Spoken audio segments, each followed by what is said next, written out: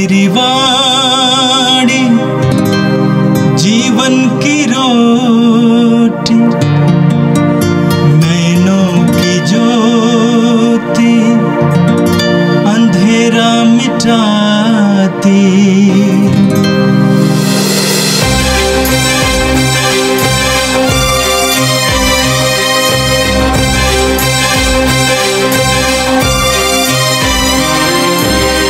प्रभु तेरी वाणी जीवन की रोटी, नैनों की ज्योति अंधेरा मिटाती। प्रभु तेरी वाणी जीवन की रोटी, नैनों की ज्योति अंधेरा मिटाती। वाणी वाणी वाणी वाणी वाणी पवित्र है, शाश्वत है, जीवन का मन्ना है। 6 नवंबर शनिवार। पहला पाठ रोमियो के नाम संत पौलुस का पत्र, अध्याय 16 वाक्य 3 से 9, 16 और 22 से 27। शांति के चुंबन से एक दूसरे का अभिवादन करें। यीशु मसीह में अपने सहयोगियों प्रिस्का और अक्विला को नमस्कार, जिन्होंने मेरे प्राण बचाने के लिए अपना सिर दांव पर रख दिया। मैं ही नहीं बल्कि गैर यहूदियों की सब कलीसियाएं उनका आभार मानती है। उनके घर में एकत्र होने वाली कलीसिया को नमस्कार। एशिया में मसीह के प्रथम शिष्य अपने प्रिय एपुनेतुस को नमस्कार, और मरियम को भी, जिसने आप लोगों के लिए इतना कठिन परिश्रम किया। अपने संबंधियों और बंदीगृह में अपने साथियों आंद्रोनिकुस और यूनियुस को नमस्कार। ये धर्म प्रचारकों में प्रतिष्ठित हैं और मुझसे पहले मसीह के शिष्य बने थे। प्रभु में अपने प्रिय अमापिलियातुस को नमस्कार। मसीह में अपने सहयोगी उर्बानुस को और अपने प्रिय स्ताकिस को नमस्कार। शांति के चुंबन से एक दूसरे का अभिवादन करें। मसीह की सब कलीसियाएं आप लोगों को नमस्कार कहती है। मैं तेरतियुस, जिसने यह पत्र लिपिबद्ध किया है, आप लोगों को नमस्कार करता हूँ। मेरा और समस्त कलीसिया का आतिथ्य सत्कार करने वाला गायुस, इस नगर का कोषाध्यक्ष एरास्तुस और भाई क्वारतुस आप लोगों को नमस्कार कहते हैं।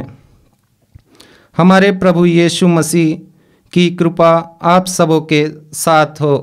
आमीन। सभी राष्ट्र विश्वास की अधीनता स्वीकार करें। उसी उद्देश्य से शाश्वत ईश्वर ने चाहा कि शताब्दियों से गुप्त रखा हुआ रहस्य प्रकट किया जाए, और उसने आदेश दिया कि वह रहस्य नबियों के लेखों द्वारा सबको बता दिया जाए। उसके अनुसार मैं यीशु मसीह का सुसमाचार सुनाता हूँ। ईश्वर ही आप लोगों को उस सुसमाचार में सुदृढ़ बना सकता है। उसी एकमात्र सर्वज्ञ ईश्वर की अनंत काल तक यीशु मसीह द्वारा महिमा हो। आमीन। यह प्रभु की वाणी है।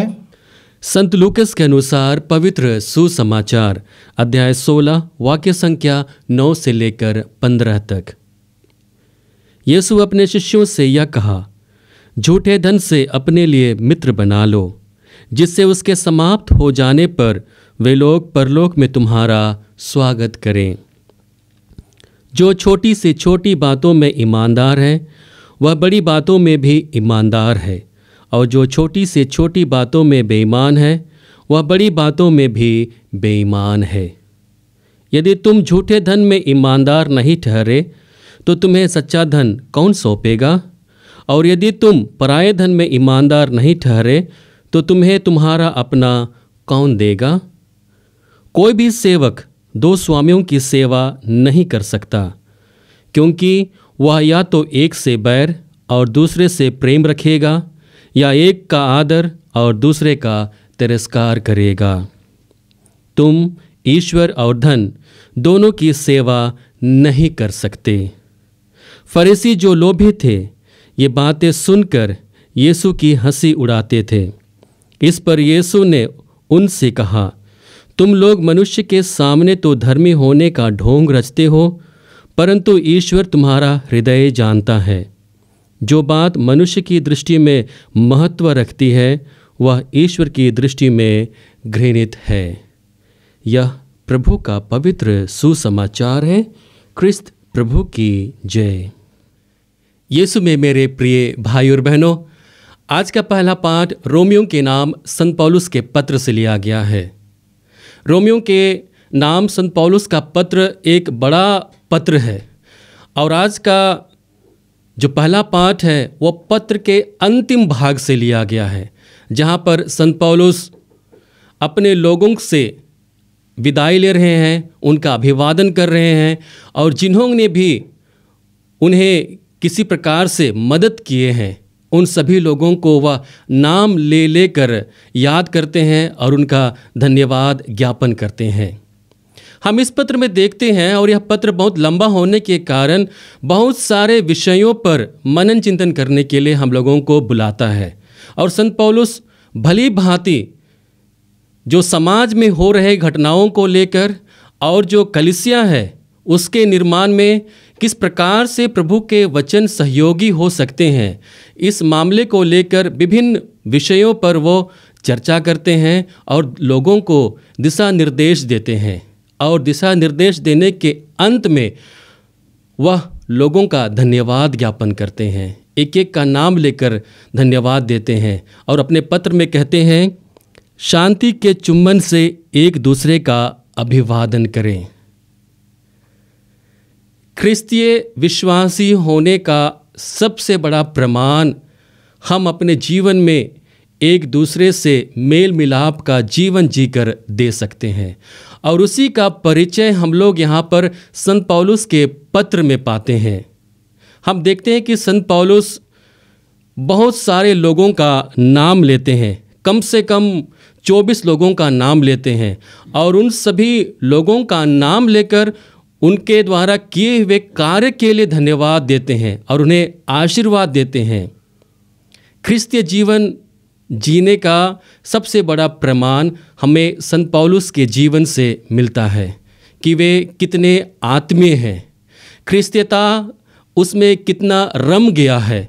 और इसकी झलक हम संत पौलुस के जीवन में देखते हैं कि वह ईश्वर के मिले हुए वरदान के लिए तो लगातार धन्यवाद देता है, लेकिन ईश्वर के द्वारा भेजे हुए लोगों को भी वह धन्यवाद देता है। वह भली भांति जानता है कि ईश्वरीय योजना में इन सभी लोगों का प्रमुख स्थान है। ये सभी लोग उसके कार्य में सहयोग दिए हैं, और इसलिए वह सभी लोगों का धन्यवाद देता है, उनका अभिवादन करता है, उन्हें आशीर्वाद देता है, और उनसे अपील करता है कि जब भी आप एक दूसरे से मिले तो आप शांति का चुंबन देकर अभिवादन करें। पहले भाग में जहाँ पर संत पौलुस अपनी आत्मीयता को प्रकट करते हैं, वहीं पत्र के दूसरे भाग में वह अपने जीवन को ईश्वरीय योजना से जोड़कर देखते हैं। हम वचन में पढ़ते हैं, सभी राष्ट्र विश्वास की अधीनता स्वीकार करें। उसी उद्देश्य से शाश्वत ईश्वर ने चाहा कि शताब्दियों से गुप्त रखा हुआ रहस्य प्रकट किया जाए, और उसने आदेश दिया कि वह रहस्य नबियों के लेखों द्वारा सबको बता दिया जाए। उसके अनुसार मैं यीशु मसीह का सुसमाचार सुनाता हूँ। यहाँ पर संत पौलुस अपने चुने हुए जीवन पर गर्व महसूस करता है और अपनी कृतज्ञता को लोगों के सामने रखता है कि ईश्वर ने जो शताब्दियों से रहस्य जो छुपा के रखा था, उस रहस्य को ईश्वर ने लोगों के सामने प्रकट किया नबियों के द्वारा, और अन्य लोगों के द्वारा, और वही सुसमाचार को सुनाने के लिए, प्रकट करने के लिए ईश्वर का सुसमाचार वह लोगों तक सुना रहा है। हम आगे वचन में पढ़ते हैं, ईश्वर ही आप लोगों को उस सुसमाचार में सुदृढ़ बना सकता है। उसी एकमात्र सर्वज्ञ ईश्वर की अनंत काल तक यीशु मसीह द्वारा महिमा हो। तो वह ईश्वर के साथ साथ लोगों का भी धन्यवाद ज्ञापन करता है और लोगों से आग्रह करता है कि वही सुसमाचार सुनाने के लिए उन्हें एक सुदृढ़ जीवन जीने की आवश्यकता है। उस बुलाहट को पहचानते हुए जिस प्रकार से वह अपने जीवन को समर्पित किया, उसी प्रकार से लोगों को भी समर्पण के जीवन को जीने के लिए वह उन्हें आमंत्रित करता है। यीशु में मेरे प्रिय भाई और बहनों, यह मनुष्य का स्वभाव है कि जब कोई प्रतिष्ठित व्यक्ति या कोई भी व्यक्ति हो, जब वे लोग हमारे नाम को पुकार कर हमें याद करते हैं और हमारा धन्यवाद ज्ञापन करते हैं, तो हमारा मनोबल और ऊंचा उठ जाता है। इसी आत्मीय गुण को, इसी मनुष्य के स्वभाव को हम संत पौलुस के जीवन में देखते हैं और ख्रिस्ती विश्वासी होने के नाते यह हमारा परम कर्तव्य बनता है कि हम लगातार ईश्वर के द्वारा दिए हुए वरदानों के लिए हम ईश्वर को धन्यवाद दें और उस वरदान को अपने जीवन में महसूस करने के लिए और उसे अपने जीवन में भागी बनाने के लिए जिन्होंने भी हमें मदद पहुंचाया है, जब हम उसके प्रति कृतज्ञता को प्रकट करते हैं तो हम लोग सच्चे विश्वासी, सच्चे ख्रिस्तीय जीवन को जीने लगते हैं। ठीक उसी प्रकार से जिस प्रकार से संत पौलुस ने अपने जीवन में जिया।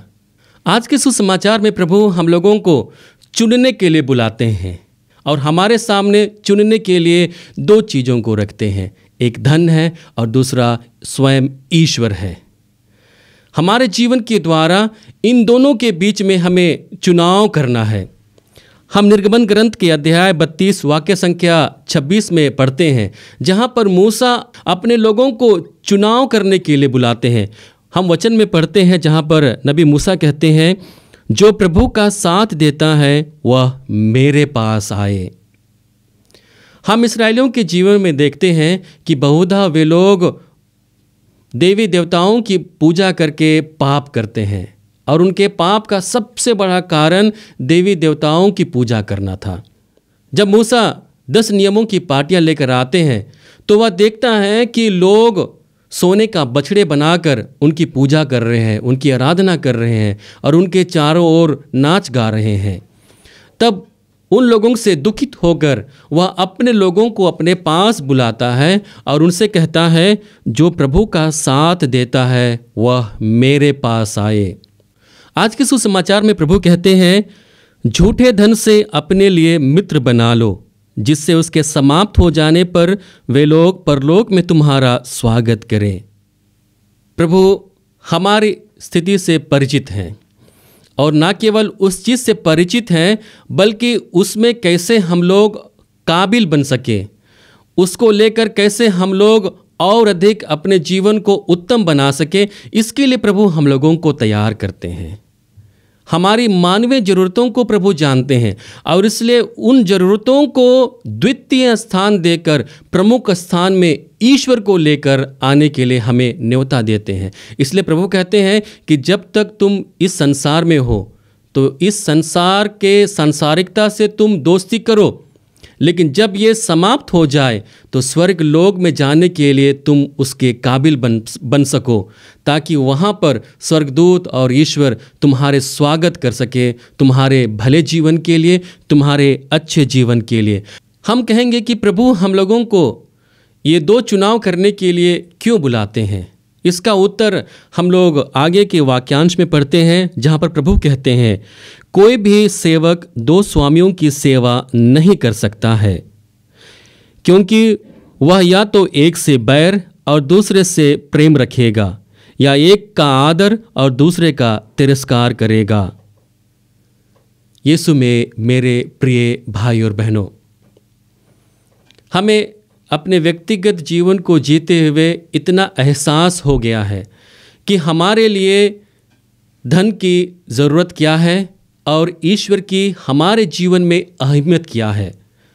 और जब हम इस लड़ाई में ईश्वर को प्रमुख स्थान देते हैं, ईश्वर को सबसे पहले चुनते हैं, तब हमारा जीवन सफल बन जाता है।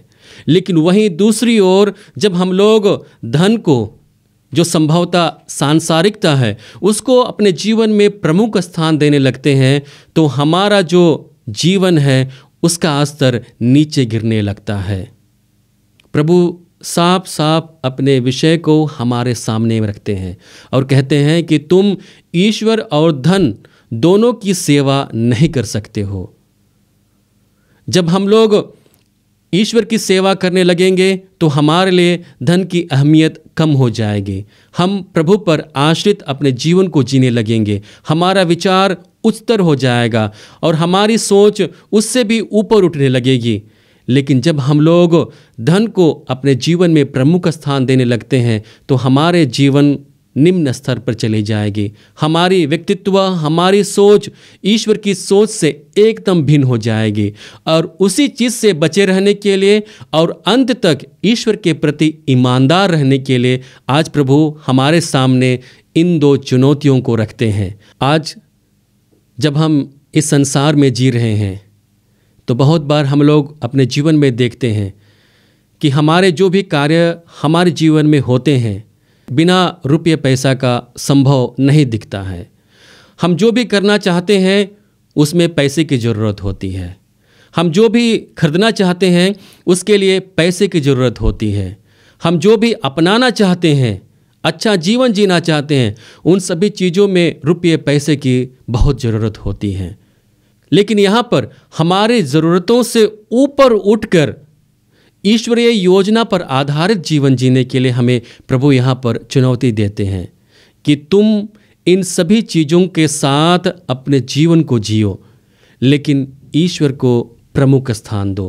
तुम्हारे जीवन का केंद्र बिंदु ईश्वर होना है और उसी केंद्र बिंदु पर आधारित होकर इन सभी सांसारिक वस्तुओं का प्रयोग करते हुए अपने जीवन को अच्छे से जीने के लिए प्रभु हम लोगों को बुलाते हैं, ताकि हम अंत में अपने जीवन के द्वारा ईश्वर की योजना को पहचान सकें और उस योजना के आधार पर अपने जीवन को जीते हुए हम अपने लक्ष्य तक पहुंच सकें। यीशु में मेरे प्रिय भाई और बहनों, आइए जब हम इस संसारिक जीवन को जीते हुए इस पवित्र वचन पर मनन चिंतन कर रहे हैं तो हम प्रभु से बल मांगे कि वह हमें ऐसा बल दे कि हम सांसारिक वस्तुओं का प्रयोग करते हुए हम ईश्वर के मार्ग पर चल सकें और ईश्वरीय योजना पर निहित अपने जीवन को जी सकें। आइए हम इसके लिए प्रभु से प्रार्थना करें। हे सर्वशक्तिमान पिता ईश्वर, हम धन्यवाद देते हैं आज के सुंदर दिन के लिए। तुझसे मिले हुए हर एक वरदानों के लिए प्रभु हम धन्यवाद देते हैं। जो भी लोग हमारे जीवन में हैं प्रभु, जिनसे भी हमारा संबंध है और जो भी तेरे कार्य को पूर्ण करने में हमारा सहयोग देते हैं, हमारा दिशा निर्देश करते हैं, उन सभी के लिए प्रभु हम धन्यवाद देते हैं। इस वचन को सुनने वाले हर एक लोगों को प्रभु तू अपनी आशीष कृपा से भर दे। हम ये प्रार्थना करते हैं हमारे प्रभु ख्रिस्त के द्वारा, आमीन। प्रभु तेरी वाणी जीवन की रोटी, नैनों की ज्योति अंधेरा मिटाती, वाणी वाणी